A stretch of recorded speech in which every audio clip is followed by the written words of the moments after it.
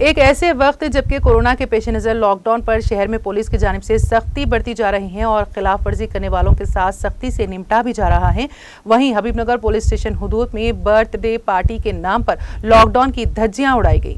अर्जुन और साई राम नामी दो अफराद ने सालगिरह के नाम पर भरपूर बैंड बाजे का इस्तेमाल किया, यहाँ तक कि तलवारों के साय में रक्स भी किया गया।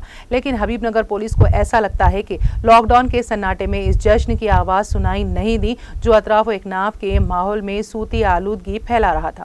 मुकामी अफराद जिनमें मरीज भी शामिल है के लिए ये लम्हा इंतहाई तकलीफदेह साबित हुआ है। वाज़ेह है कि हुकूमत की जानिब से लॉकडाउन कवायद के तहत शादी ब्याह तकारीब में सिर्फ 40 ता 50 अफराद की इजाज़त दी गई, लेकिन इस तकरीब में इन कवायद को भी नज़रअंदाज किया गया। अवाम का कहना है कि ज़रूरतमंद अफराद जब अपनी ज़रूरियात से फारिग होकर चंद मिनट ताख़ीर से अपनी मंजिल पहुँचते हैं तो उन्हें पुलिस की सख्ती का सामना करना पड़ता है। लेकिन बर्थडे पार्टी के नाम पर रक्स और आतिशबाजी की इस तरह की तकारीब पर खामोशी क्यों इख्तियार की गई?